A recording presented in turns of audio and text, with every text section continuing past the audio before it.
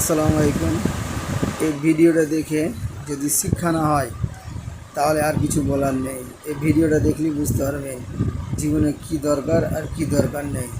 ওই দাদা বাইরে কাজ করতে গিয়েছিল, তো কাজ করতে গিয়ে প্রায় ওর একটা পাটা ভেঙে গিয়েছে। তো এমনভাবে ভেঙেছে যে সে প্রায় প্রচুর প্রচুর সমস্যায় পড়েছে। তো কিভাবে হয়েছে আমি সম্পূর্ণ ডিটেলসটা জানবো দাদার কাছ থেকে এবং কোথায় গিয়েছিল। তো আপনারা ভিডিওটা সম্পূর্ণ দেখবেন আর একটু বেশি বেশি করে শেয়ার করবেন। আসসালামু আলাইকুম দাদা। ওয়ালাইকুম সালাম। তো দাদা কী হয়েছিল আপনার? কাজে গেছিলাম বিহার, ঝাড়খণ্ড।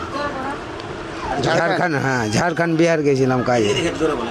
তারপরে কাজ করতে করতে তারটা কাটকাবেল ছিঁড়ে কি কাজে গিয়েছিল? টাওয়ারের কাজে গেছিলাম। টাওয়ারের কাছে? হ্যাঁ, টাওয়ারের তার কাটকা ছিঁড়ে যে পায়ে লেগে গেছে।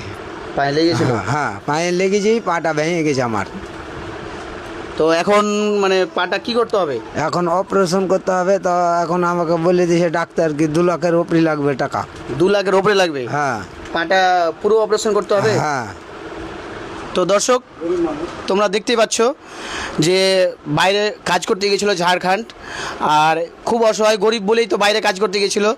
আর কাজ করতে গিয়ে পাটা পুরো নষ্ট হয়ে গেছে। তো অপারেশনের জন্য প্রায় 2 লাখ টাকা লাগবে।